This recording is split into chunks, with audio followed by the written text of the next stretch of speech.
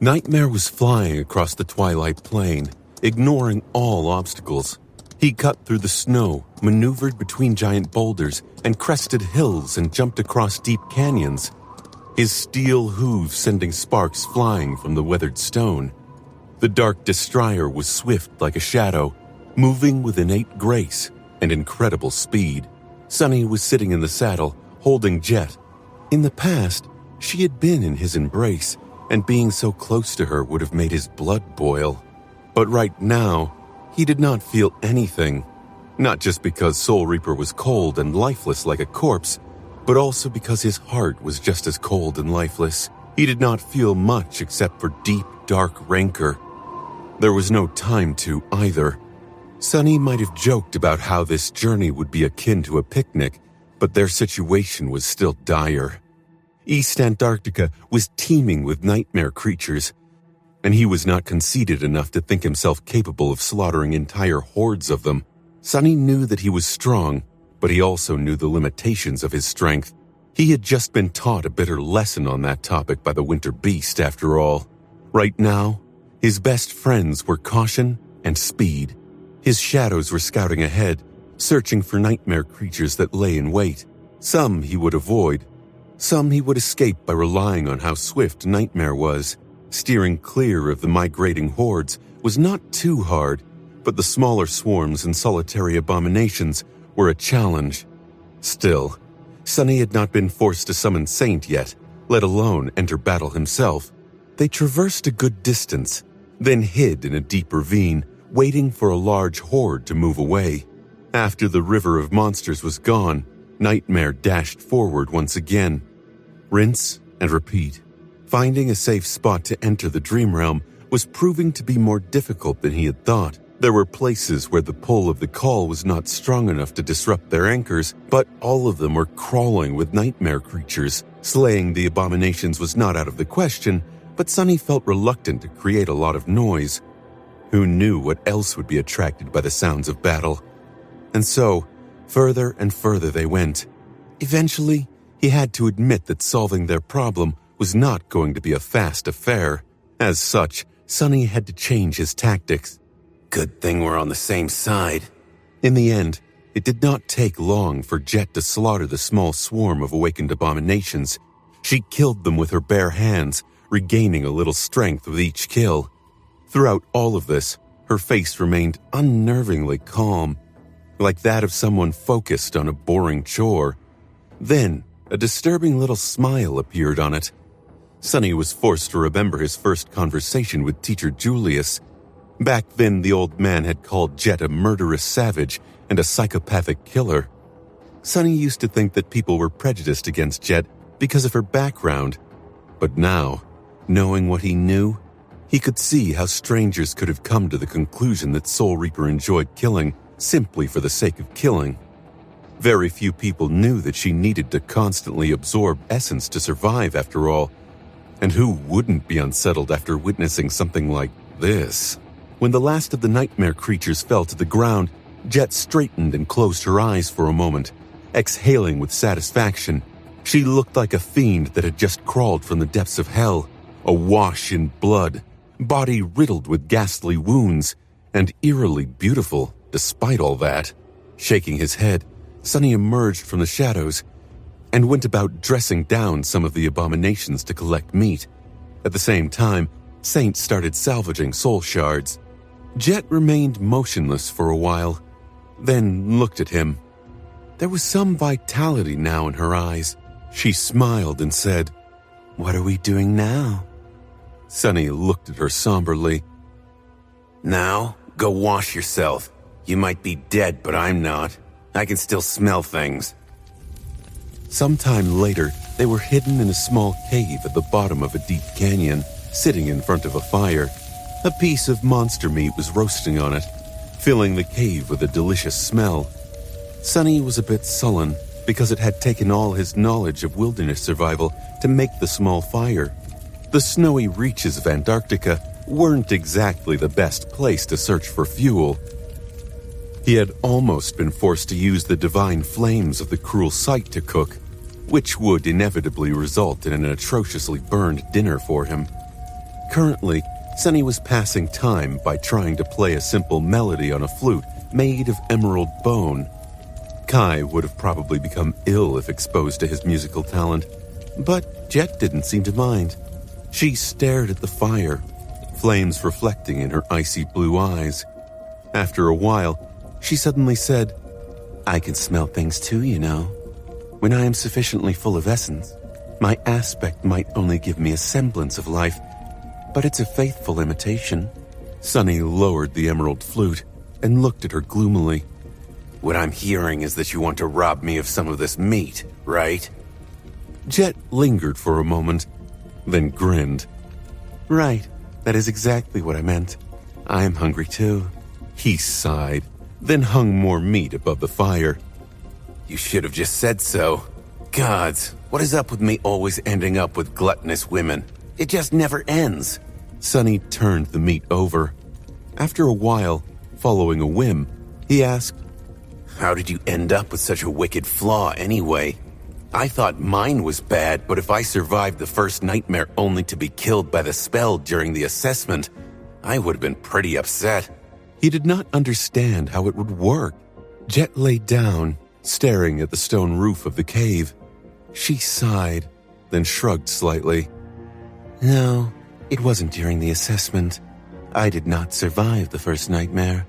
I was young, weak, and frightened, and so I died." "Who did you ask?" She chuckled. "Who do you think? Just like you, I'd been invited to the academy after becoming a sleeper. And just like you, I'd been asked for the details of my aspect. Voluntarily, of course. But what would an ignorant kid from the outskirts know? I told them everything.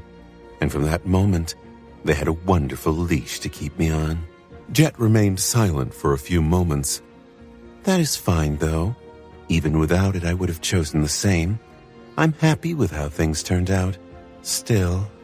She grew quiet and then added wistfully, "It would have been nice to have had more of a choice." Sunny did not speak for a while. Eventually he said, "Yeah, it would have been nice." With that, he judged that the meat was ready and took it off the fire. "Here, your dinner is ready." They concentrated on the food, content to be safe for the moment, with something tasty to eat. Sunny could vividly remember the times when eating anything, let alone actual meat, had been a cause for celebration. Jet could too. Those times were gone, and no matter how complicated and hard their lives had become, sitting in a damp cave located in the depths of a dying continent, Sunny stared at the fire and thought, "I guess it's an improvement." Soon, Sunny and Jet continued their journey. The landscape east of Antarctica remained the same, and so did the dangers they faced. The two of them traveled across the desolate plain, sometimes avoiding the nightmare creatures, sometimes engaging in short and furious battles. Sunny felt a little bit numb and was glad to have a task to focus on. With all his attention concentrated on keeping them alive, he had no time for unnecessary thoughts, which suited him just fine. Jet, meanwhile, was slowly recovering her powers. The more abominations she killed, the less like a corpse she looked.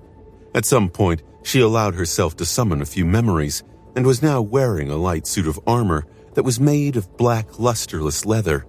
Now that she wielded a weapon, her lethality had soared too. For Sunny, it was fascinating to watch Jet slowly come back to life. Her eyes were once again the familiar icy blue, her movements becoming as swift, murderous, and purposeful as they had been before. This was the fearsome Soul Reaper he knew. She might not have reached her peak condition yet, but she did not resemble a shambling corpse anymore either. Most interesting of all, her lifeless shadow had regained its vitality. By now, he would have never suspected that the person in front of him was not alive. A few days passed, and then a few more. 2 whole weeks had passed since the destruction of Falcon Scott. They had spent half of that time crossing the strait and half traversing the snowy plain. The plain was as inhospitable and vast as ever. Sonny made Nightmare stop, waiting for his shadows to assess the size of a distant horde of nightmare creatures. These past few days, there had been more and more abominations around, all moving in the same direction. Weaving between them was growing harder. Somewhat bored, he shifted in the saddle and asked, "Hey, do you think the government considers us dead?" Jet, who was sitting in front of him, turned her head and gave him an amused look. Sonny sighed. No pun intended. He knew that his friends had to be aware that he was fine. Nephis could see his runes after all, and she would have informed the rest. However, being pronounced dead by the government was a bothersome affair. His merchant license would have been revoked, for example, which would put Aiko and the Brilliant Emporium in a tight spot. His home could be auctioned off too. Jet chuckled. I don't think so. They have ways to know such things. The diviners, for example. We were probably marked as missing in action, if anyone even had time to do the paperwork. Sonny wanted to continue the conversation, but then fell silent, a slight frown appearing on his face. Soul Reaper raised an eyebrow. What is it? He shook his head. Shh, listen. At that moment, the wind carried over the sound of distant soldiers. It sounded like a rainstorm was raging somewhere far away, but Sonny had spent too much time with the army not to recognize it. Sonny did not know what the master was feeling so proud about, but at least the unfriendliness immediately disappeared. They moved a bit further when they could finally see the soldiers. Both of them moved closer, finally introduced themselves, and explained their arduous journey. The news about the annihilation of the Antarctic Center Field Army must have already spread through the quadrant, so the sudden appearance of two ascended survivors had an explosive effect. The soldiers, who had been depressed and despondent about the fate of their comrades, were all suddenly full of joy and ardor. One of them immediately stepped forward. Gods, great! This is great! I need to inform the... No, wait. Are you guys wounded? Do you need medical attention? Crap, what am I saying? Wait, Antarctic Center? Then you are Soul Reaper Jet! Ascended Jet, ma'am! Of course you would make it! It was as though their siblings had returned alive from beyond the grave. Sonny had not experienced being stared at so intently, even when masquerading as Mongrel. The two of them were promptly brought to the local government headquarters and showered with attention, especially Jet. From what Sonny could understand, the government saint sanctioned in East Antarctica was coming to the siege capital to welcome her back personally. Sonny was soon going to meet the saint too, after a short debriefing, during which the government agents could not stop staring at him. He could finally exhale and relax a little. That was strangely exhausting. Sonny spoke to Jet, agreeing to meet the next morning, and then spent a little time in the living quarters assigned to him. He enjoyed a warm shower, a scrumptious meal, and some peace. Peace felt so strange, to not have to fight for his life and the lives of millions of other people without a reprieve. He wondered how long that peace would last. Eventually, Sonny placed a tether inside his room and quietly slipped out of the waking world. He went to visit the ivory tower. On a beautiful island of ancient trees and emerald grass, a lone figure suddenly appeared out of thin air. It was a young man with alabaster skin, wearing a simple tunic of fine black silk. He remained motionless for a few moments, then walked to the edge of the island and froze there, looking down. If not for the wind playing with the young man's black hair, he would have looked like an exquisite statue. The ivory island had changed a bit in the past few months. The Great Pagoda itself was the same, of course, but the comely wooden buildings created by the firekeepers now resembled a small peaceful village that blended harmoniously into the landscape. The ancient trees of the grove now had fruit hanging in their branches, each looking ripe and delicious. The white bones of the ancient dragon were still bathed in sunlight, and a graceful ship was swaying on the placid surface of the clear lake. There was one big change that startled Sonny a lot, though. pulling him out of his reverie. What the hell? Looking down, he did not see the familiar abyssal darkness of the sky below. Instead, he saw a mosaic of flying islands, all connected by colossal chains, slowly floating by. Ivory Island was moving. Although the movement was very slow, it had already left the empty expanse of the tear behind and was now drifting through the clouds toward the southern border of the chained isles. Sonny blinked a couple of times. Since when can this thing move? He lingered for a while, studying the landscape below, then walked along the edge of the Ivory Island. It seemed that many things had changed while he was in Antarctica. Soon, Sonny reached the waters of the clear lake, which glinted and shone with the reflected sunlight. There was a stone bench near the shore, and a familiar figure sitting on it with a fishing rod in her hand. Tall, attractive, brimming with vitality, Effie was relaxing in the sun and watching the lake. She stared at him for a moment, then grinned, wrapped her arm around his shoulder, and pulled him toward the tower. I see. So the usual? Don't think that you're getting out of really telling us what happened, though. We've been worried sick, you know. Kai almost had a heart attack right before we disembarked in East Antarctica. When the news of what happened in Falcon Scott reached us, even the princess seemed a bit shaken. I swear to the dead gods, I almost saw her having a facial expression. Come, let's find the rest of the guys. Sonny estimated his chances of struggling free of Effie's hold as moderate, but then just relaxed and allowed himself to be led toward the ivory tower. That was why he had come here, after all, to speak with the other members of the cohort. He needed to share a lot of practical knowledge with Kai and Effie, as well as speak with Nephis and Cassia about the great clans. But more than that, he simply wanted to see them. There was a lot of darkness and confusion in his heart, but his friends, cohort, despite all of the complicated matters between them, were like a small island of stability in the chaotic, unpredictable, deadly world they were all living in. He had missed them all, even though perhaps he shouldn't have. The 4 months Sonny had spent in Antarctica changed a lot of things, making some seem unimportant and some more significant than they used to be. He shook his head. Fine, I'm coming. Can you let me go now? Sonny sighed. At least she didn't joke about the graceless dusk. At that moment, Effie gave him a mischievous look. Doofus, I can't help but notice what a nice dress you have. He gritted his teeth. Tunic. It's a tunic, a transcendent armor-type memory, which is not a dress, but a tunic. Are you blind or what?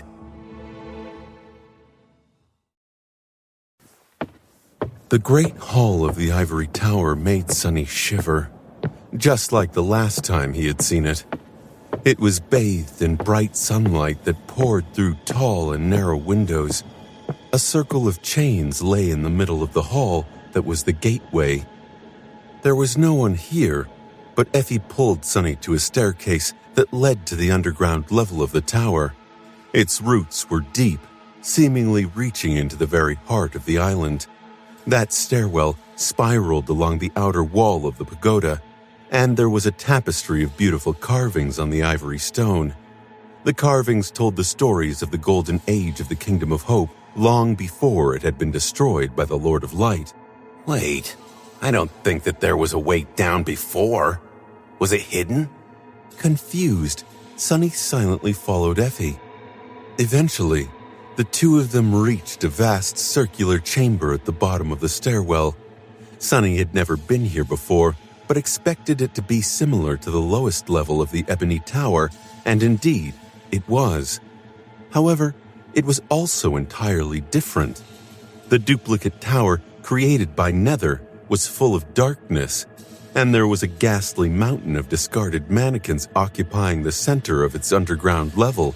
This chamber, however, was suffused with light. There was a vast and inconceivably complicated runic circle carved into the floor of the chamber, and within it, Sonny stared, not even noticing the two people studying the circle. His body shivered. Is that? Floating in the air at the center of the chamber was a rough, radiant crystal. It was larger than Sunny and gave him a feeling of sublime, awesome, indescribable power. The crystal was like a miniature sun, flooding the underground hall with soft light. Reality itself seemed to ripple and shine around it. It was like nothing Sunny had ever seen. A familiar voice answered, pulling him out of his astonishment. Yes, from what we can tell, this is a divine soul shard. Sunny slowly turned his head and looked at Cassia, who was sitting in front of the runic circle, surrounded by notebooks, etchings, and writing implements. She was wearing simple jeans and a white t-shirt, her pale gold hair gathered in a messy knot bun. Sunny lingered for a moment, not knowing what to say. A divine? At that moment, however, a different voice interrupted him. Sunny! He looked up, only now noticing Kai, who was hovering high above the runic circle near the tall ceiling of the chamber. The archer was already descending, and with considerable speed at that. Oh no. She nodded. Yes, I suspect that the enchantments of the ship were derived from some of Desire's creations. There are many similarities, so after months of study and comparisons, we managed to decipher a tiny portion of the circle. It is not much, but it did allow us to access one of the island's hidden functions. Sunny just stared at her silently for a few moments. Then he said, Is that why the island is moving? Cassia nodded with a small smile. Indeed, we are now able to move Ivory Island, albeit very slowly. He hesitated for a bit, then shook his head.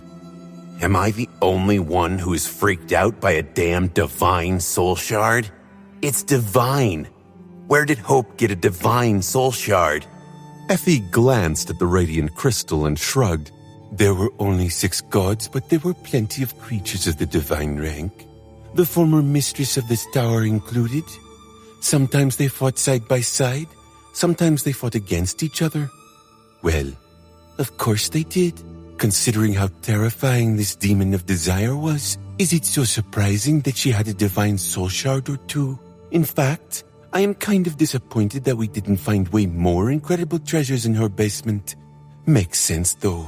The damned dragon must have cleaned it all out ages ago. She glanced up in the direction where the bones of Severax were wrapped around the great pagoda.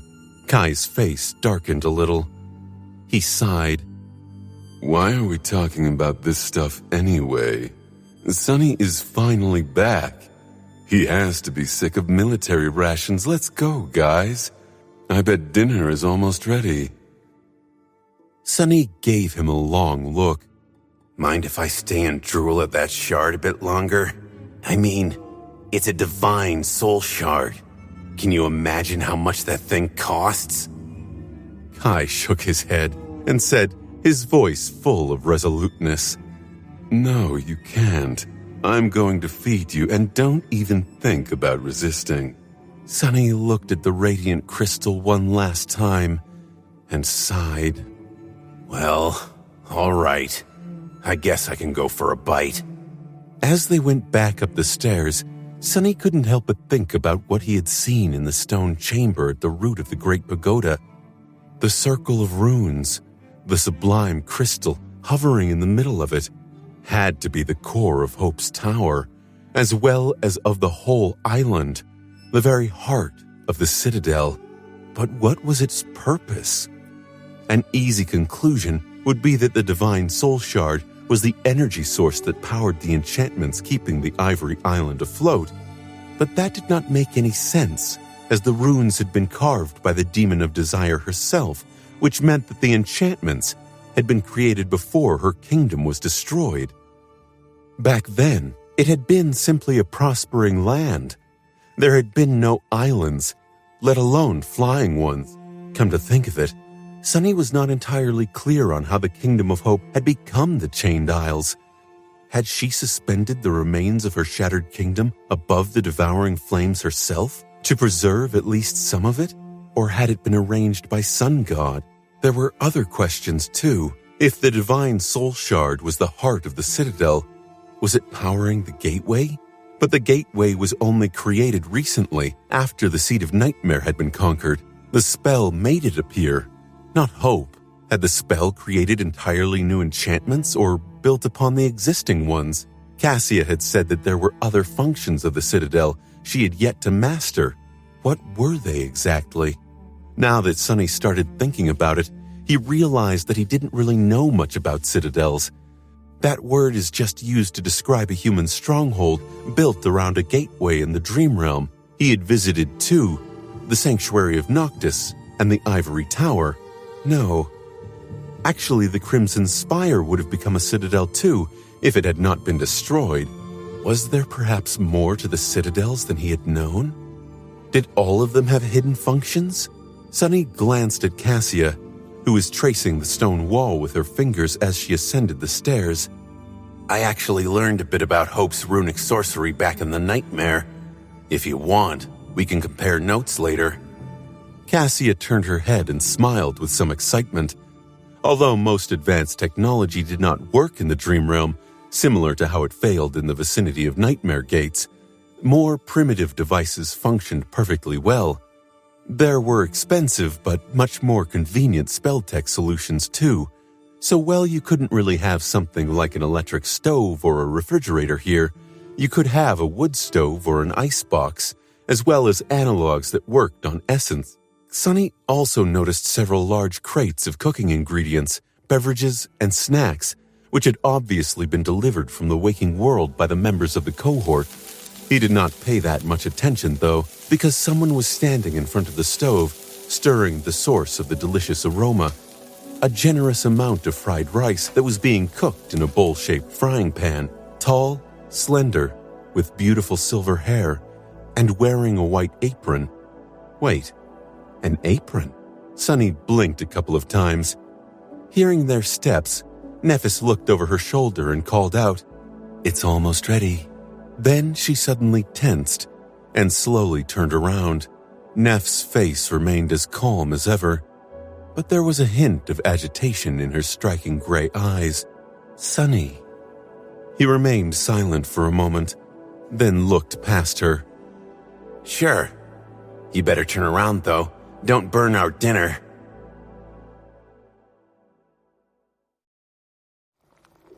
Nephis stared at Sonny for a couple of moments, then briefly glanced at her apron and quietly cleared her throat. Right. She turned around and got back to stirring the rice.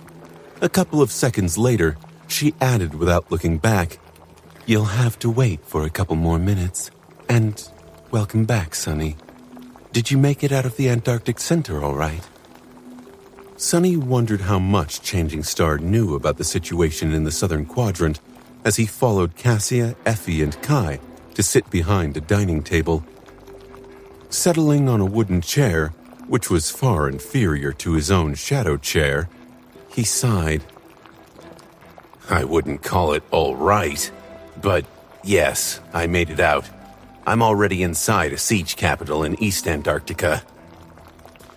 Neff's shoulder moved slightly. That's good. Effie grabbed a few cans of something sugary and refreshing, then pushed one toward Sonny. Kai and I spent a whole month in transit aboard those giant ships. We were in the first batch of the Second Army to arrive, so we'd been in East Antarctica for about a week. Gods, I thought the ocean was bad, but Antarctica...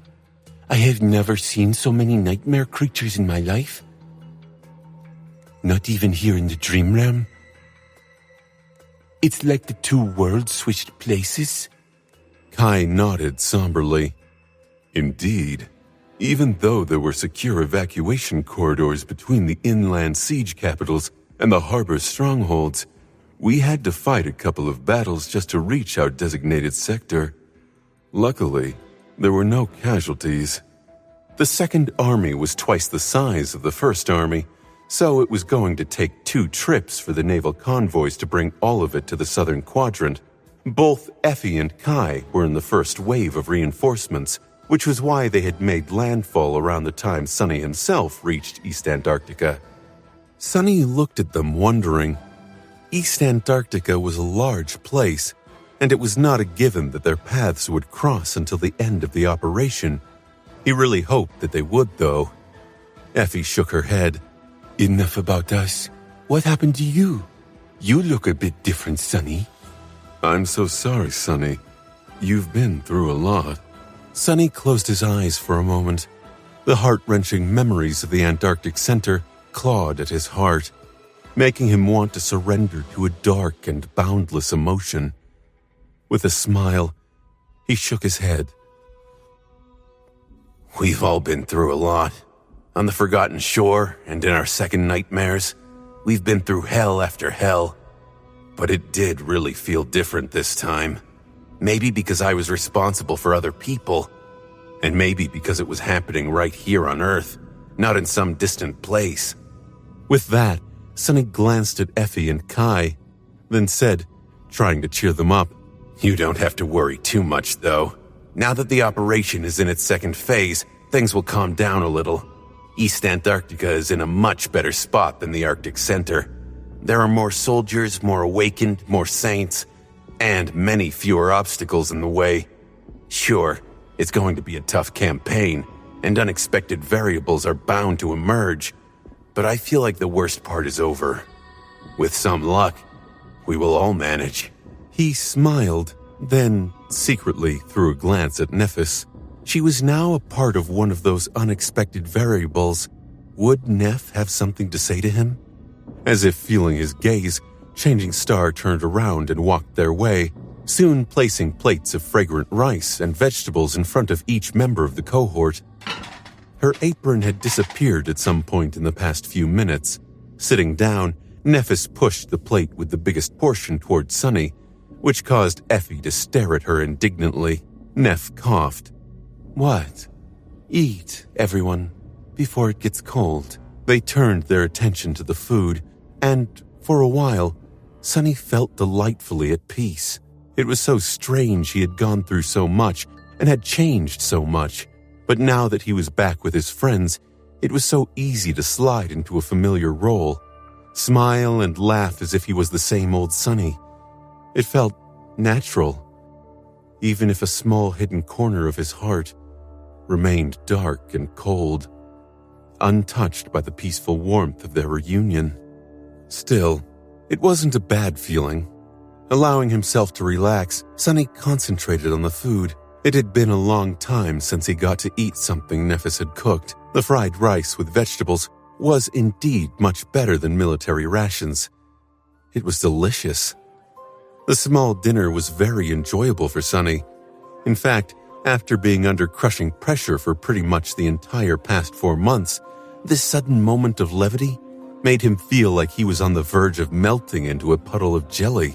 It was as though the outer edges of his being had been turned into a harsh, rigid shell by the immense strain of the disastrous war, and now that the shell suddenly disappeared, he could not quite remember how to keep himself together without it. Still, he managed. The 5 of them ate and chatted relaxedly, sharing small details about their lives in recent months. Sonny especially had a lot to say. All of them were experienced combatants, but he now possessed precious knowledge of the intricacies of the type of war Effie and Kai would soon be exposed to. The Southern Campaign was different from the usual tribulations Awakened faced in the Dream Realm. The terrain was different. The climate was different, and even the cycle of day and night was different.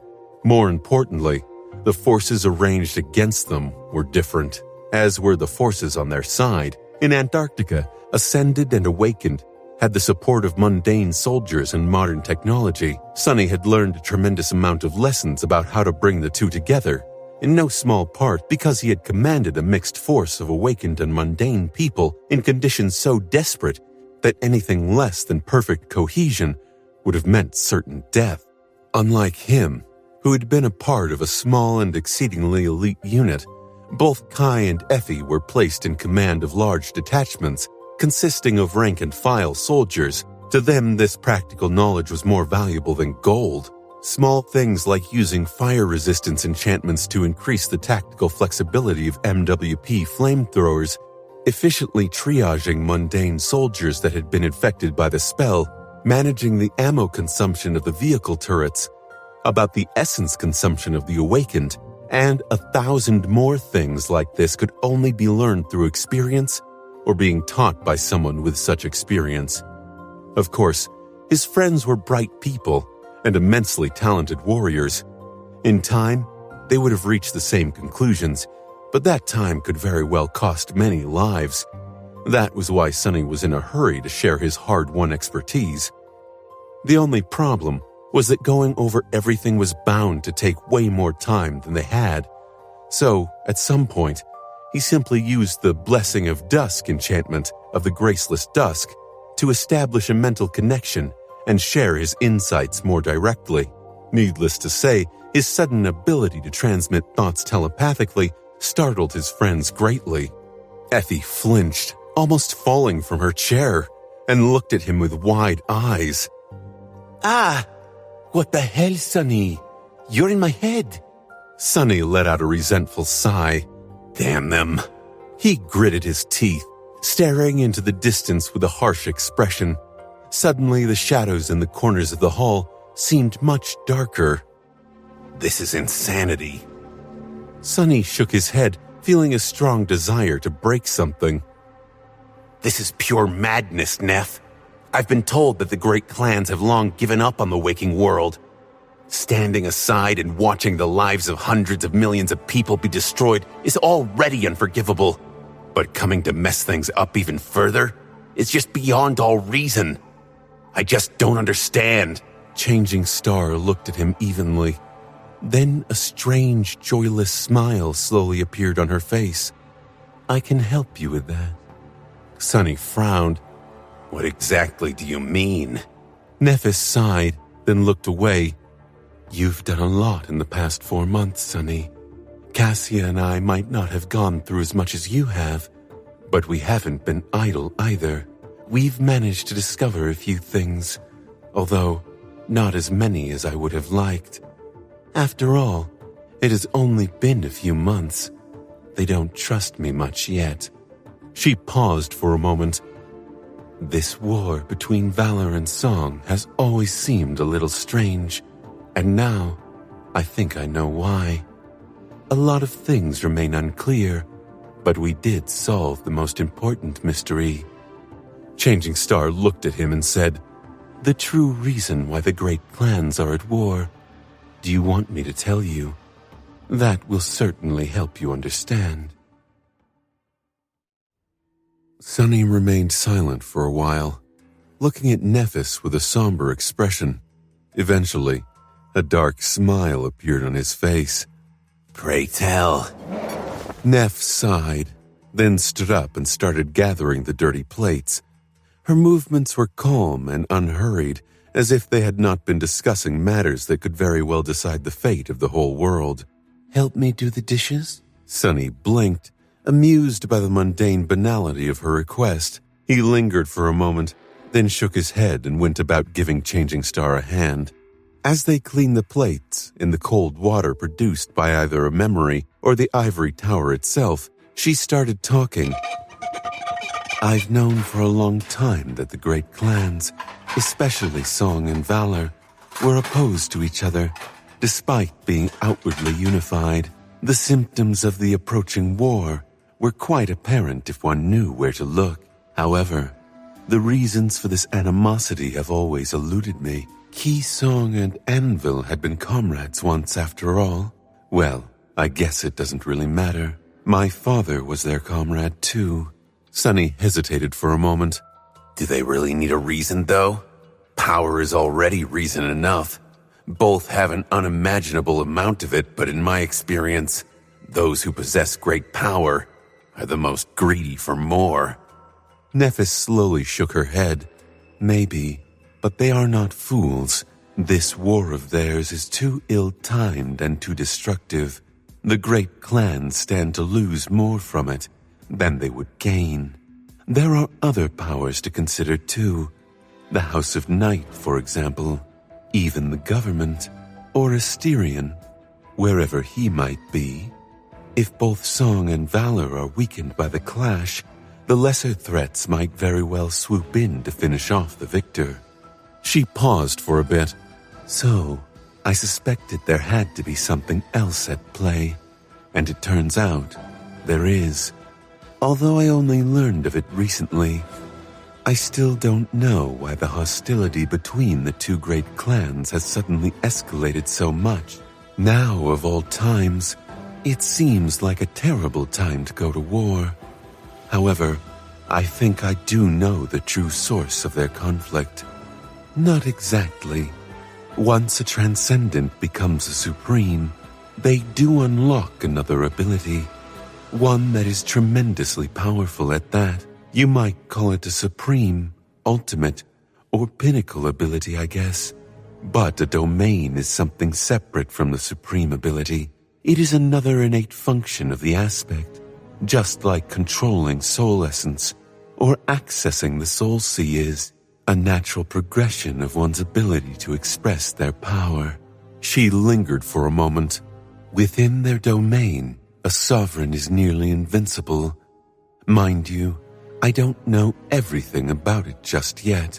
I've just gleaned bits and pieces of information where I could. The point is that each step of the path of ascension, as well as the path of corruption, has its meaning. The first path is the ascent toward divinity, while the second is the descent into profanity. They reached the 6th level, which, just like the first, only encompassed one spacious hall. This one was smaller than the great chamber where Hope had once been chained, and suffused with bright sunlight. It was empty and Spartan, with only a few pieces of wooden furniture and a bed occupying a small section of the vast stone floor, the white curtains of the bed's canopy billowing in the wind. This was where Nephis herself lived. She led Sunny to one of the 4 large balconies and stopped there, looking at the breathtaking view of the boundless blue sky. The clouds were rolling past Ivory Island like a swirling, radiant sea. Those who are dormant can awaken.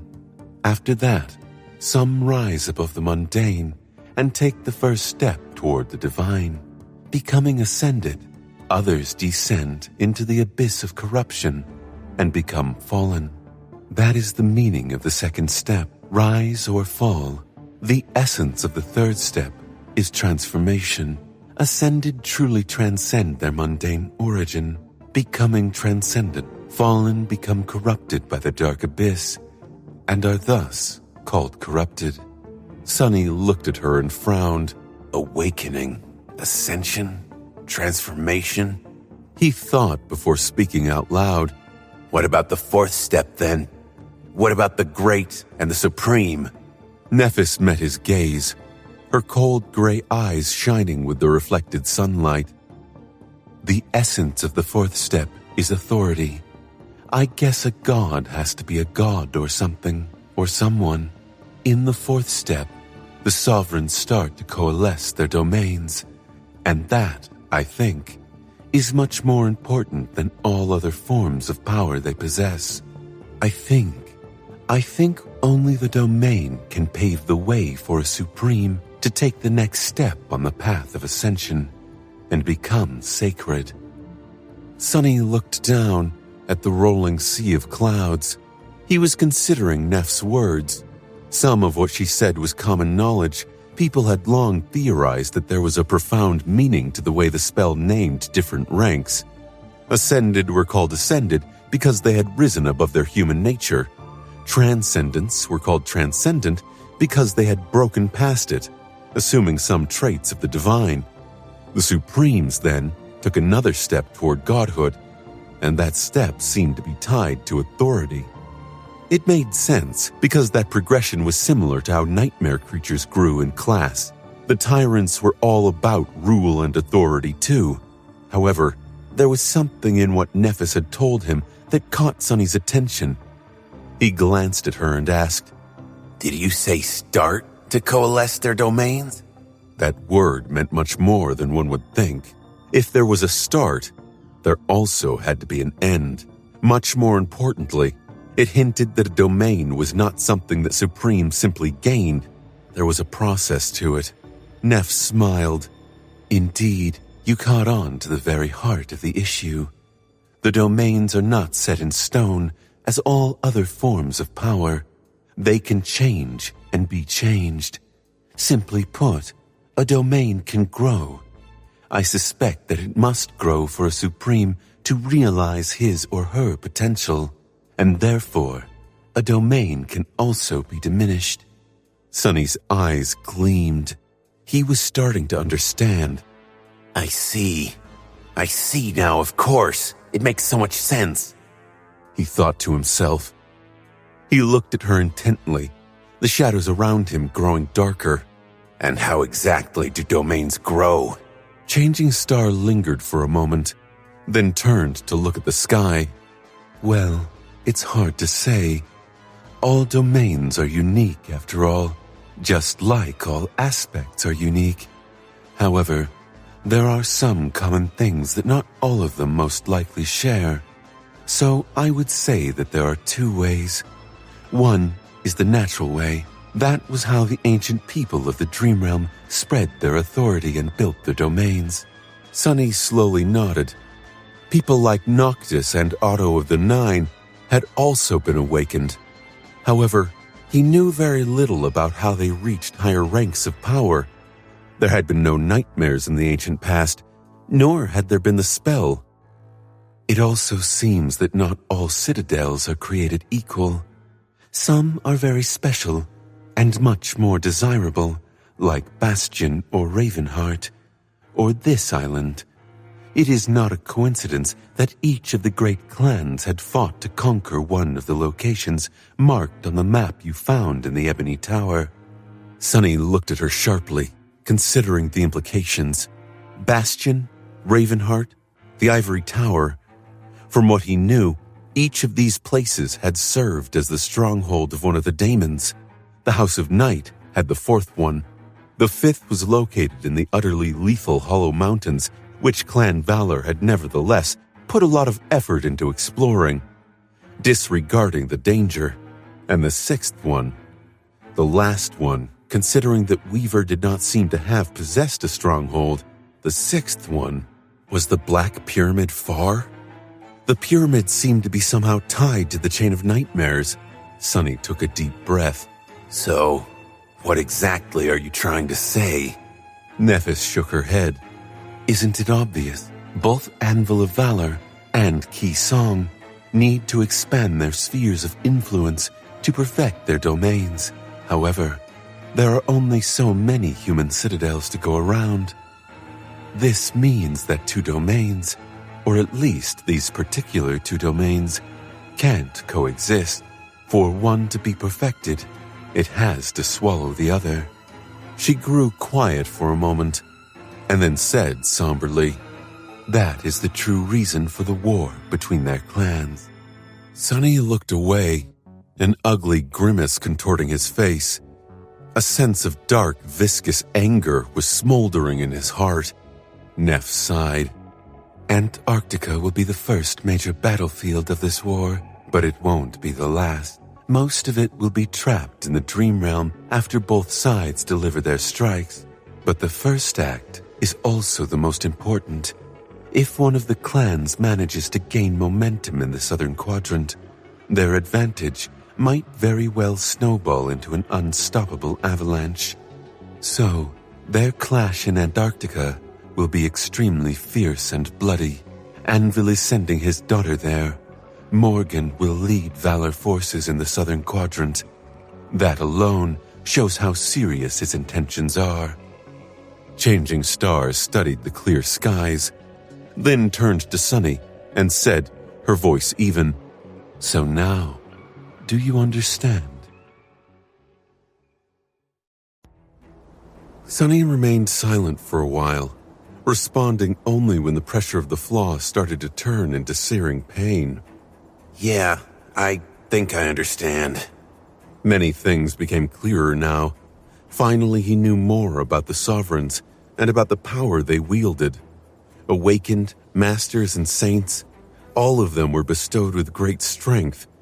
But that strength was of a personal kind. Supremes were, without a doubt, Even more fearsome warriors, however. Their true advantage lay in their authority. He was not too certain about what exactly a domain did. Even Nephis did not know the details after all, but understood the concept. A domain was a physical manifestation of a sovereign's aspect, a territory where their rule was supreme, and that manifestation, while representing their personal strength, relied on external factors to exist and grow. Authority, influence, power over someone, and not just yourself. All of these things were conveniently intertwined in the form of citadels, which the spell created. Sonny looked down as if trying to pierce the ivory tower with his gaze. Then he sighed. There were still a lot of unanswered questions. On the surface, the intention of the Sovereign seemed obvious, with the exception of Asterion, who was the most mysterious of the three.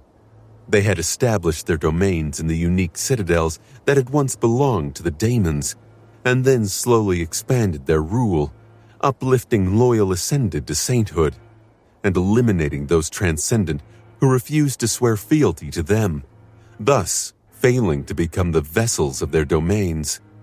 The only two exceptions were the House of Night and, to a much lesser extent, the government. Both were convenient to have around and fulfilled the necessary function. The seat of power of the great clan Night, on top of that, was located in the deadly waters of the Storm Sea. Launching an invasion into their territory was a dire task. But what about Professor Obel's theory? Indeed, something did not add up. If Anvil of Valor and Keysong were so obsessed with perfecting their domains, then why were they suppressing the emergence of saints? The more transcendence there were, the more human citadels there would be in the Dream Realm, and the more territory they would be able to conquer. Well then, that's exactly what I'm going to do. I will prepare, learn their weaknesses, and try to suppress the fallout of their despicable acts as much as I can. Luckily, Sonny knew just the right person to provide him with information. Knowing what the opponent was planning came first. He remained silent for a few moments, then glanced at Neph. So, what exactly is going to happen? What will be their first move? She smiled wistfully. In a few months, the great clans will announce that they are sending reinforcements to the southern quadrant. Both Song and Valor will dispatch a strong force to Antarctica, but not too strong. A couple more saints, a dozen or two masters, and a few hundred awakened. Officially, their mission will be to support the evacuation army in fighting the nightmare creatures. In reality, however, they are being sent there to fight each other. Sonny scowled, slightly confused. How, though? By now, most of the human forces on the continent are concentrated in the siege capitals, with very little reason to venture outside. Are their saints and their forces going to just go and attack the cities? Neph shook her head.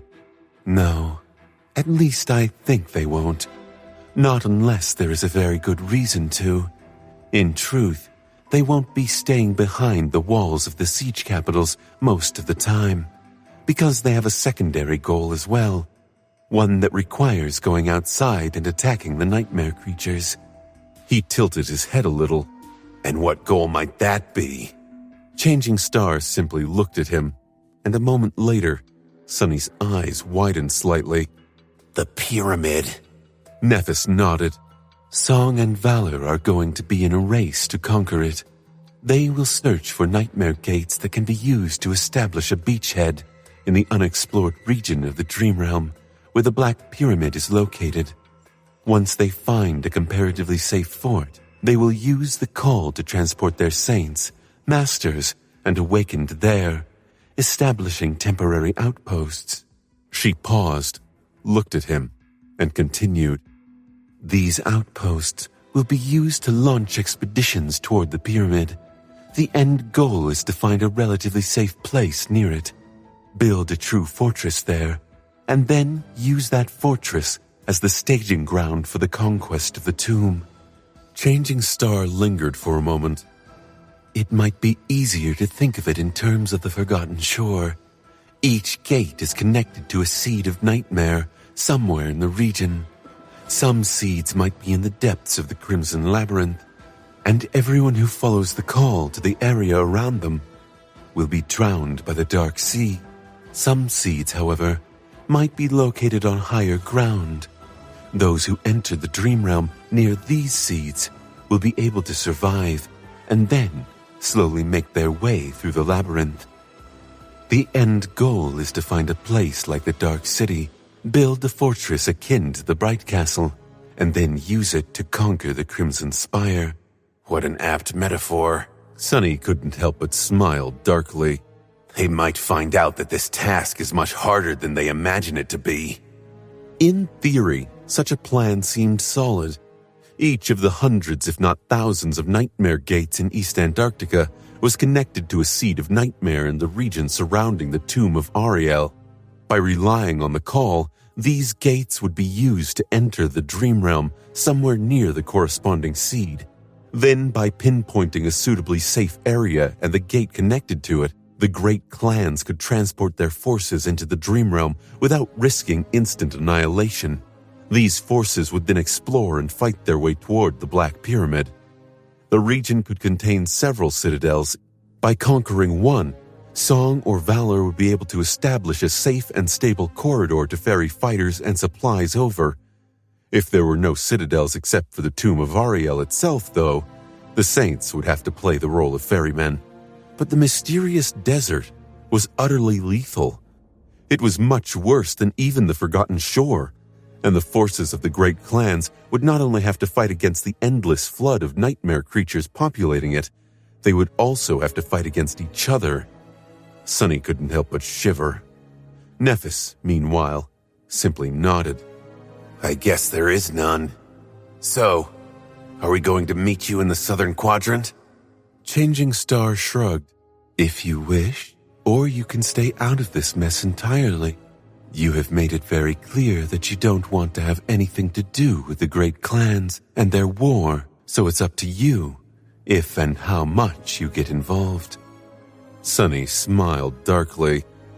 Up to me, huh? Yeah, no, that ship has sailed.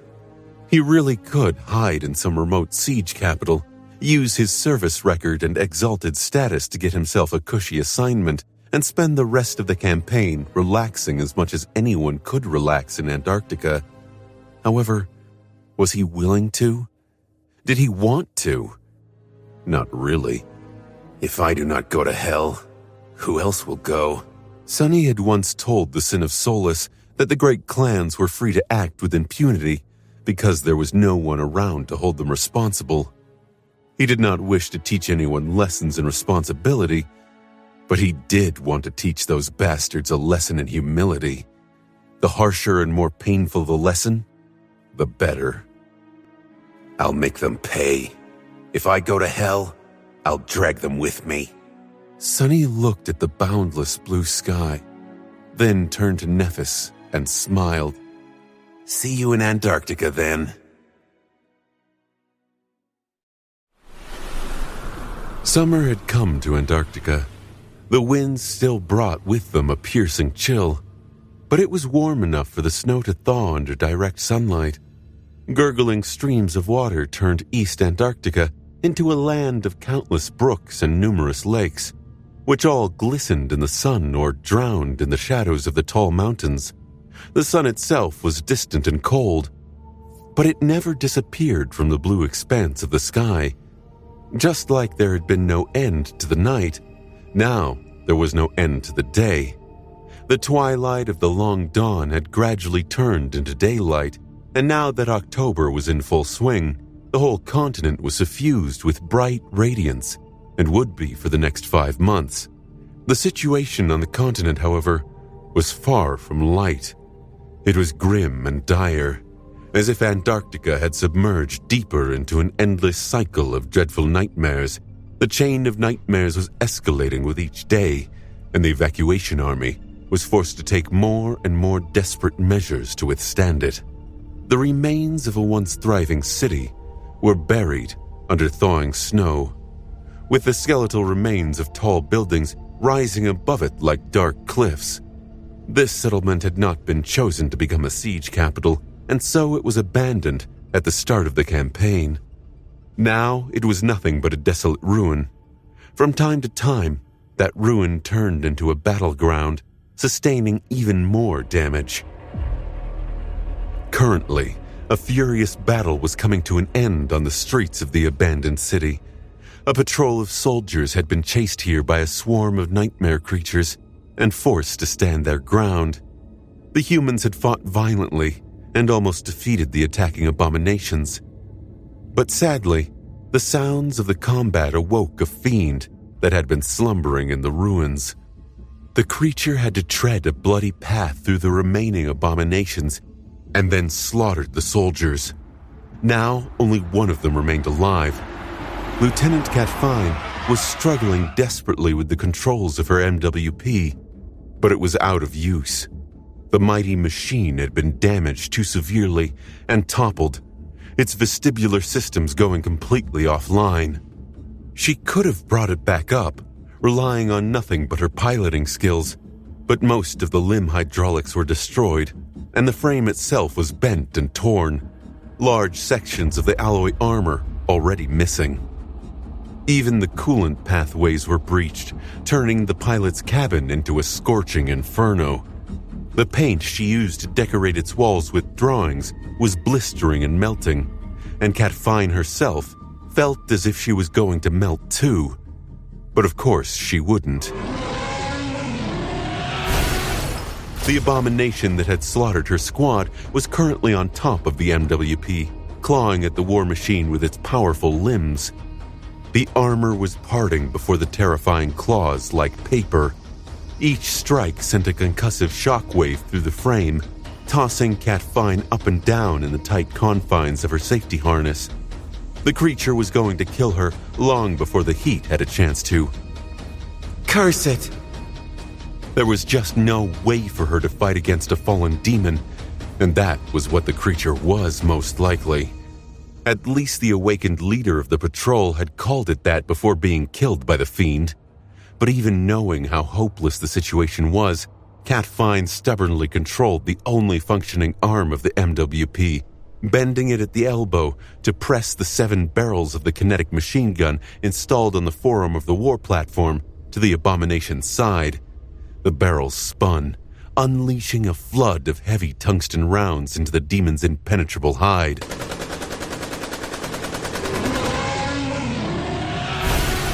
In just a second, the machine gun spat close to 200 armor-piercing bullets. However, all of them simply ricocheted off the harrowing creature's skin, not even bruising it. The fiend was pushed slightly to the side, then glanced at the firing weapon with its mad, burning eyes. In the next moment, the abomination's claws struck, ripping through the MWP's arm and severing it entirely. The next blow finally breached the cockpit, destroying the screens and letting Cat Fine see the fiend with her own 2 eyes. She gritted her teeth. Some time later, the young man lingered for a moment and then looked at her calmly. Are you all right, soldier? It took her a few seconds to digest what the eerie stranger had just said. What? He leaned forward and grabbed the jagged edges of the breach in the cockpit's armor, easily pulling the alloy apart to widen the gap. I said, are you all right? Cat Fine lingered for a moment. Yes. The stranger nodded. Good. I am Ascended Sunless of the Special Reconnaissance Unit. You can call me Master Sunless or Major Sunless. Let's get you out of this thing. Sunny helped the pilot climb out of the ravaged MWP, then looked around somberly. The ruin of the city was covered by the signs of a fierce battle.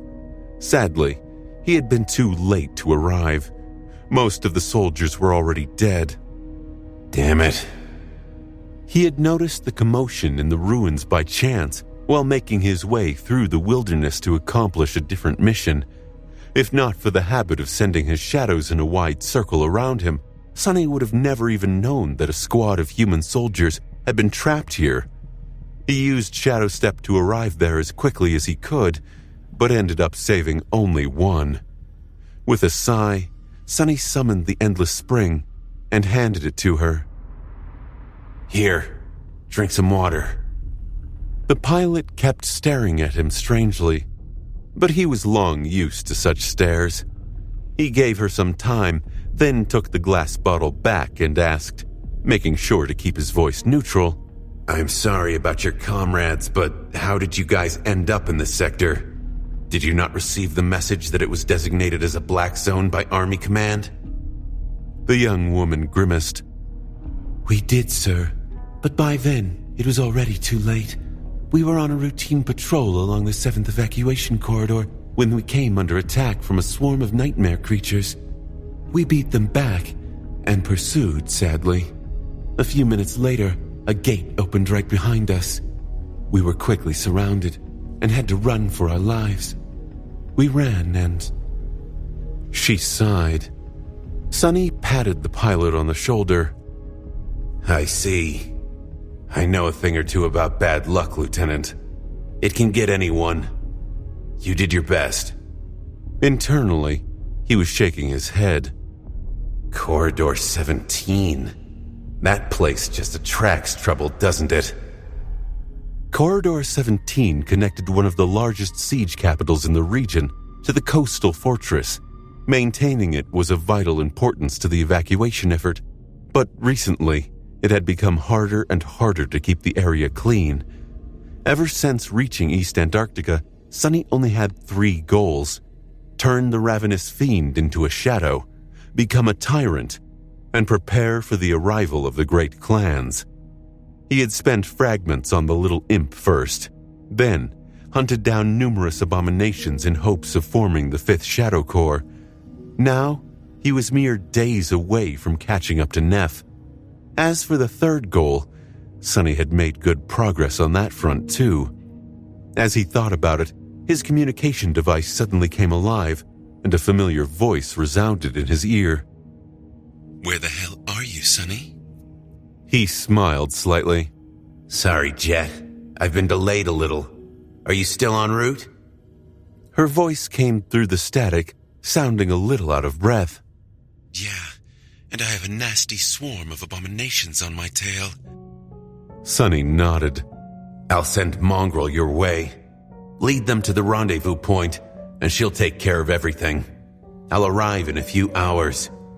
With that, Sunny glanced at the pilot and sighed. Time to go, soldier. Say your goodbyes. Then I'll bring you to the nearest army outpost. He turned away, giving the young woman some space, and then looked up at the cold sun, hanging motionlessly high above. A long sigh escaped from Sunny's lips. How bright. I never thought I would miss the polar night.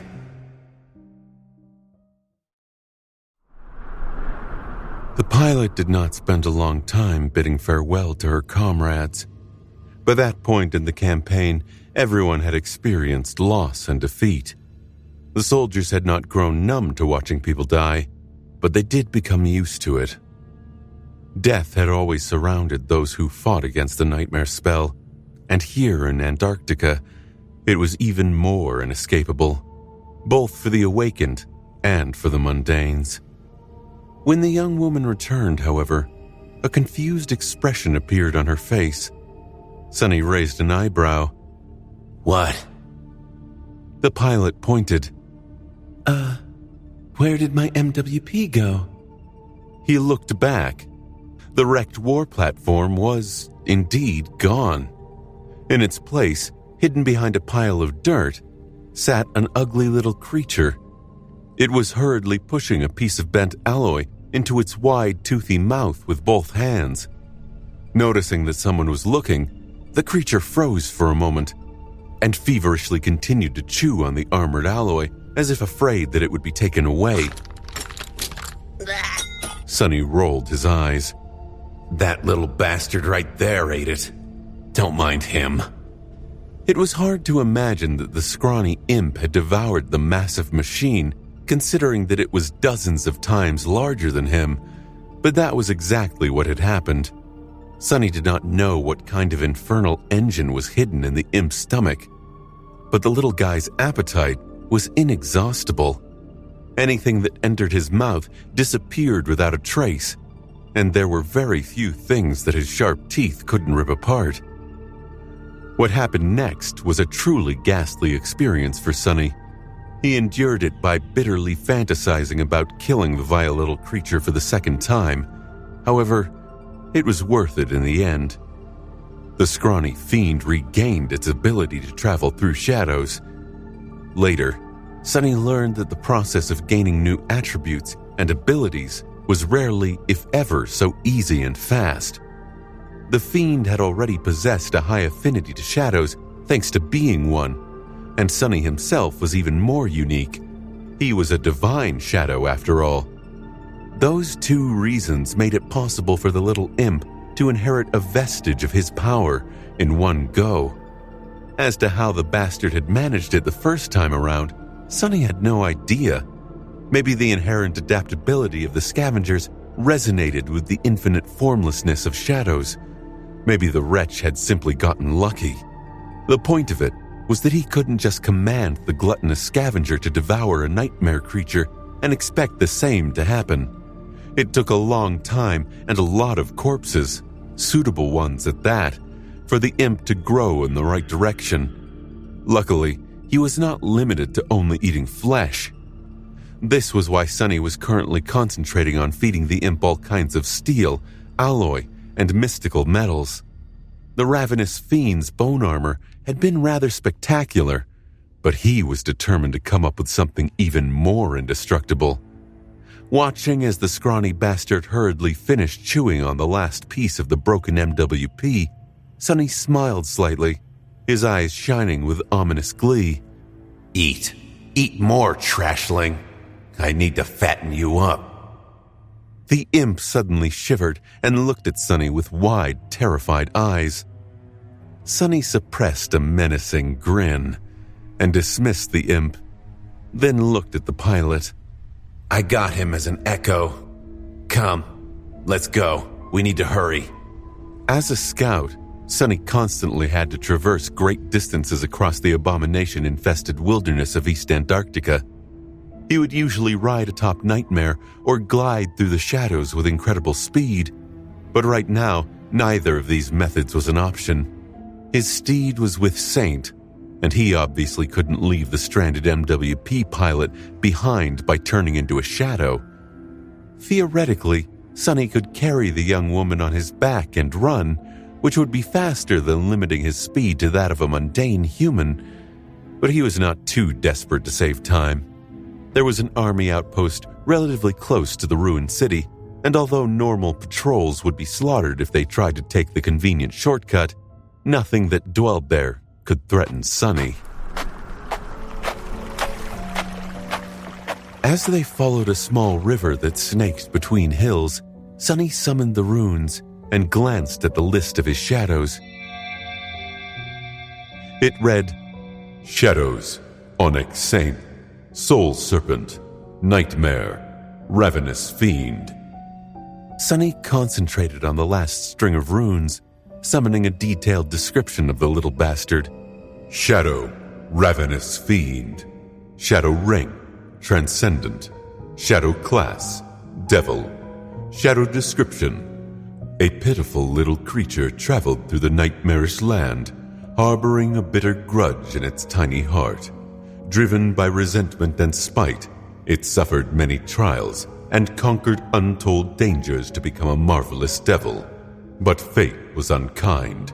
The ravenous devil met a much more terrible fiend and turned into his shadow. Sonny stared at the runes with a bleak expression. The spell had always liked to tease him, at least he thought that it did. But this one was just unfair. How come I'm the fiend? The bastard has the word fiend in his name. Shaking his head, he moved past the description and continued to read. Shadow Attributes. Lucky, Marvel, Ravenous, Shadow Sworn, Lesser Iron Body. Lucky Attribute Description. This shadow is favored by fortune. Lesser iron body. Attribute description. This shadow's flesh possesses qualities of metal. He grinned in satisfaction. Finally, progress. The lesser iron body had been nascent iron body before. It seemed that munching on that MWP had finally pushed the imp over a threshold. He would be much sturdier now, and in the future would even have the chance to become truly indestructible. There had to be a greater iron body as well, after all. Happy to see the ankle biter achieving something, Sunny finally glanced at the imp's abilities. The runes read, Shadow abilities, Scavenger, Devourer, Shadow Step. Scavenger ability description. This shadow can attain the traits, attributes, and abilities of the creatures it consumes. Devourer ability description. This shadow's teeth possess unnatural sharpness and strength. It can rend and maul even the most resilient things. Shadow Step ability description. This fiend can move freely between shadows, traveling from one to another in an instant, or diving into them to move with great speed. And that was it. Sunny's fourth shadow. The critter was a sorry excuse for a transcendent devil, for now, but it would grow to be a real menace one day. In fact, Sunny had a feeling that the imp might just become one of the most terrifying weapons in his arsenal. The ravenous fiend had been an exceedingly dire enemy, but now that he was serving Sunny, and thus enjoying the support of a benevolent, selfless, and supremely generous master, just how much more terrible would the wretched waif become? Walking along the small river, Sunny used shadow manifestation to slaughter a nightmare creature that was waiting to ambush him and the MWP pilot, then sighed. I need to find a couple more of those iron golems I killed last week. Or better yet, a whole swarm of them. A horde would be even better. My imp is a growing little wretch after all. He needs to eat.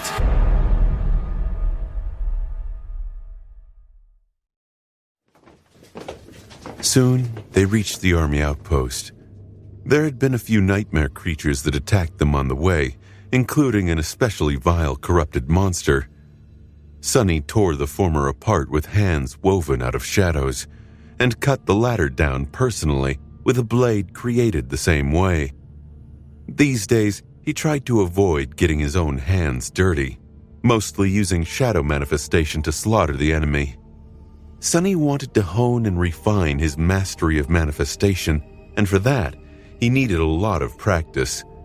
He didn't have to get up close and personal with every godforsaken abomination standing in his way. Usually, one of Sunny's strikes was enough. If not, he would avoid a confrontation entirely. The army outpost is located underground, similar to the supply depot he had visited once in the Antarctic Center. However, as a member of the Special Reconnaissance Unit, Sunny knew very well where all the army assets were hidden. Better yet, East Antarctica had no problems with communications. Well, except for the usual interference of the call, so he had been able to radio about their arrival in advance. Sunny and the surviving MWP pilot were met by a cohort of sleep-deprived awakened. Despite their visible fatigue, the soldiers stood at attention and saluted him respectfully. Their eyes betrayed a hint of reverence. This again? Sunny was met with such stares anywhere he went in Antarctica, at least among the soldiers. The First Army and the Second Army were merged into one military now, but within it, people who had been in the Southern Quadrant since day one of the Chain of Nightmares were treated with silent respect. That went tenfold for those who had been a part of the Antarctic Center contingent. The Antarctic Center had been the most terrifying battlefield of the operation yet, and almost the entire field army sent there had been wiped out.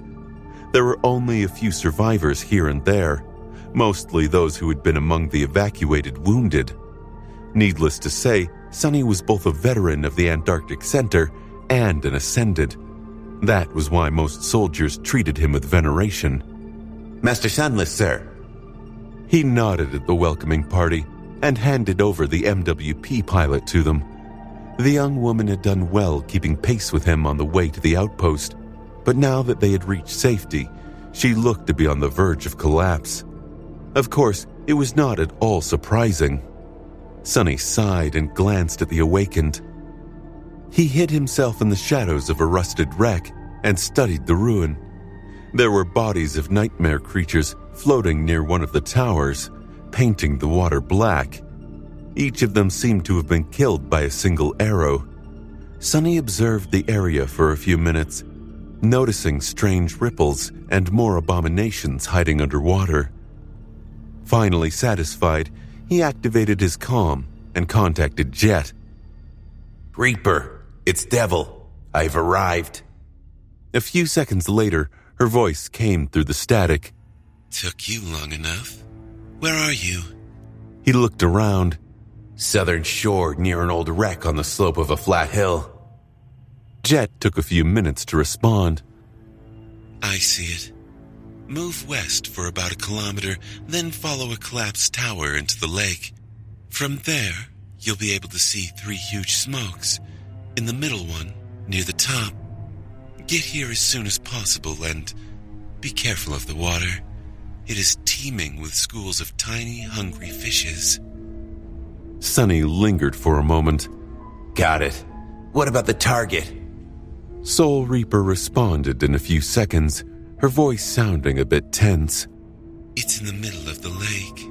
I was waiting for you to arrive before trying to get a better look. Nodding, Sonny glanced at the ripples in the cold water one more time, and then dashed out of his shelter. He reached the giant chimney without too much problem, avoiding the teeth of the vicious fish-like creatures with the help of the dark wing and a couple of perilous leaps. The structure was wide and incredibly tall, reaching at least 300 meters into the sky, and that was just the part visible above the water. There were a few holes in the frame of the alloy smokestack, so Sonny did not waste time jumping through one of them. He found himself in a vast, dark well, still water radiating bone-chilling cold a few meters beneath his feet. A tiny circle of light was visible hundreds of meters above. Sonny did not know what kind of industrial behemoth had demanded such an enormous chimney. 3 of them, in fact, and what kind of poison had been billowing out of them into the atmosphere in the past. However, even now, decades or even centuries later, the air inside was acrid and hard to inhale, reminding him of the worst days in the outskirts. Grimacing, Sonny looked around and then jumped to a piece of scaffolding a dozen or so meters above his current position. Landing noiselessly on the weathered alloy, he smiled at Saint, who had been standing there, still as a statue, holding a bow in one hand. The taciturn knight turned her head slightly, acknowledging his arrival, then indifferently continued to watch the base of the smokestack. He could feel Nightmare dissolving in the darkness nearby, dissolved into shadow form. The black steed moved, greeting him, and then grew still once again. Good work, guys. Sonny's calm hissed. Get up here. I'm bored out of my mind. He sighed, then turned into a shadow himself and ascended the tall structure, gliding upward in a wide spiral. As Sonny was going up the old alloy walls, he found himself involuntarily thinking about how long it would take the imp to eat the whole thing. Then he caught himself and scoffed. Gods, what am I thinking about? But it was a lot of alloy. At the top of the smokestack, strange machines were installed into the mouth of the well, and the walls were blackened by fire and soot. The acrid smell was somewhat reduced by the proximity to the open sky. Jet was sitting on one of the pieces of machinery, her feet hanging above the abyssal drop. Noticing Sonny step out of the shadows, she closed the lid of an army-issued thermos, threw it into her backpack, and grinned. Here you are. Well? He hesitated for a few moments. The one to our left is empty, but on the right one, something is hiding inside. Something huge. All the shadows could see were loops of flesh coiled inside the dark well of the ancient smokestack, filling almost a third of it. Jet sighed with relief. Well, good, because we need to get to the left one. Leave that thing, whatever it is, alone. Sonny nodded, ordering his shadow to hide itself and keep an eye on the gargantuan creature. The 3 towering chimneys were not too far away from each other, so getting from one to another was not a problem to them. However, it was not very safe. If something attacked you in the air, staying alive would be a challenge. So unless someone like Kai was around, at least 2 people were required to keep each other safe. Sonny temporarily borrowed Morgan's warbow from Saint and covered Jet as she glided across the wide gap between smokestacks using a flight memory. She reached the next chimney, then summoned half a dozen sharp throwing stars and did the same for him. Sonny used the dark wing to breach the gap and soon joined Jet. Now they were very close to coming in sight of the target of this mission. He frowned. Do you feel it? Soul Reaper slowly nodded. Yeah, the call is much stronger here. There must be a Category 3 gate nearby. They walked to the opposite side of the smokestack and looked down. From that position, nothing obstructed their view of the middle of the lake. And there, nestled between the ancient ruins, Sonny sighed. That is going to be trouble. The 2 of them lowered themselves to the weathered alloy, looking cautiously over the edge. Far away in the middle of the ruined city, an enormous body of a ghastly creature was hidden between the rubble, long swaths of it submerged in the water. The creature resembled a monstrous centipede that was at least 100 meters long. It was encased in pale chitin. No, not chitin. Bone. The giant centipede seemed to be covered in countless thousands of human skulls, all of them stuck together to form a morbid carapace. Its horrid maw was large enough to swallow an armored APC and full of grotesque, bone-white teeth. On its head, 2 tall dead trees grew from the carapace of skulls like skeletal horns. Taking care not to fixate on the grotesque creature directly, knowing that some abominations could sense when they were being watched, Sonny couldn't help but feel a chill. That thing's going to be a nightmare. Silence was the key, and thus, Sonny used the mystical blessing of dusk to communicate his thoughts, avoiding speaking aloud. Jet, receiving his silent message, responded in kind, her voice echoing in his mind against the backdrop of deathly silence and the mournful wind. Examine its mouth. Sonny did as she asked, his eyes widening at the sight below. The monstrous centipede writhed, its long neck contorting as it gagged and then retched up a mass of wet, slime-coated bones. It seemed for a moment as if the creature was having difficulty digesting its last meal. But then, the pile of bones began to shift, slowly forming into a twisted, nightmarish figure.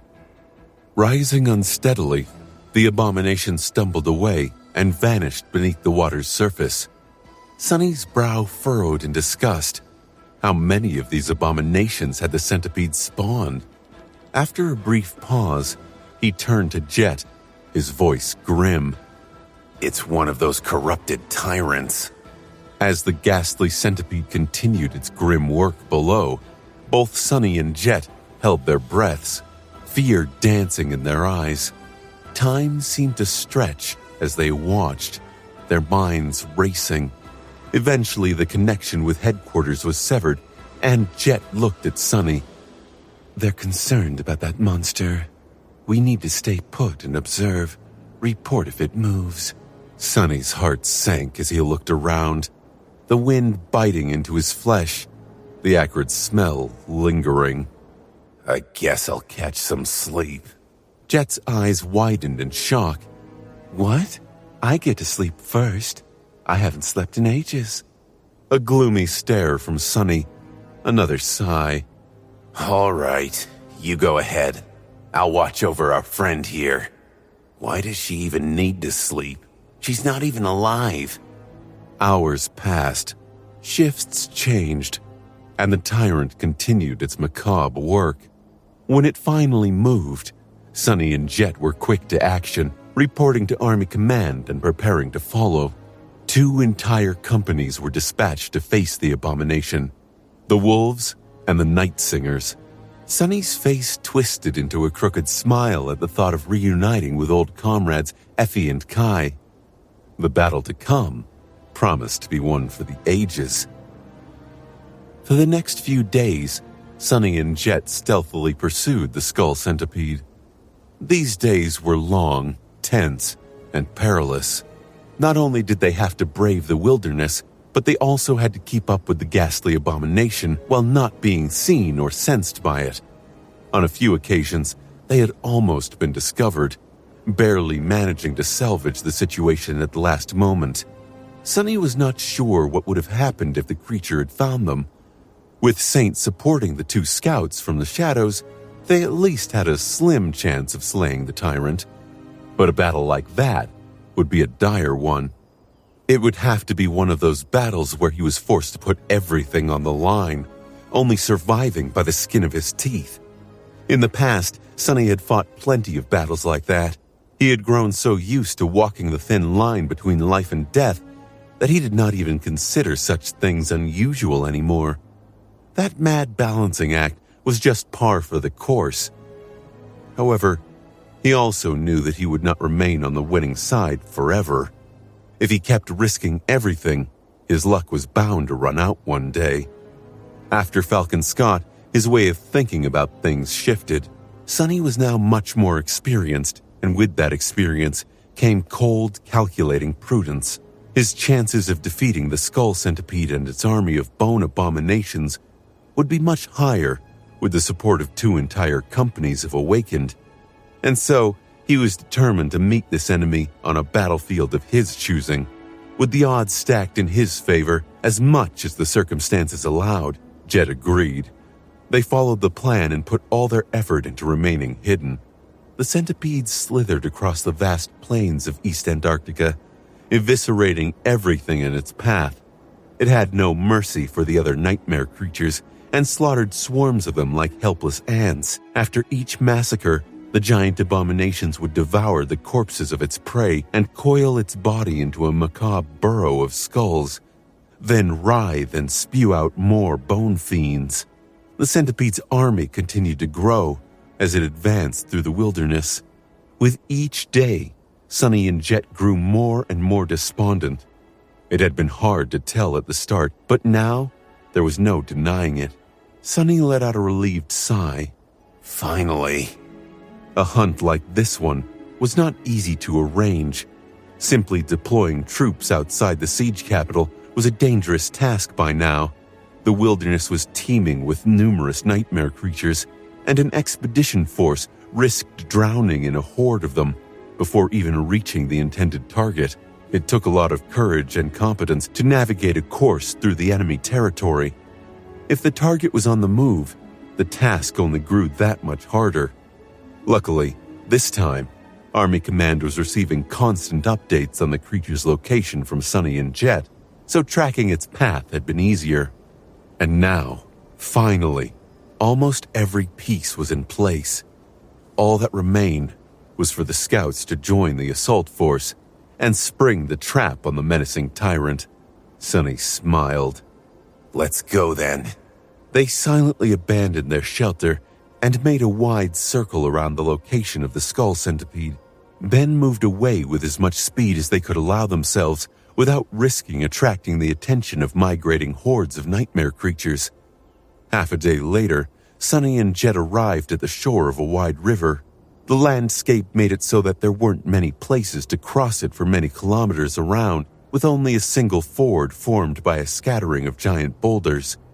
As they traversed the river, jumping from one stone to another, Sonny's calm suddenly came alive. A familiar voice came through the static. Well, it isn't Frog welcome. Some of it got swallowed up by the interference, but the last word was very easy to discern. Doofus. Sonny stopped for a moment and looked at the opposite bank of the river, where a tall figure suddenly rose from the ground. Effie waved her hand and grinned. Ah, Venerable Master Sunless, how nice of you to pay a visit.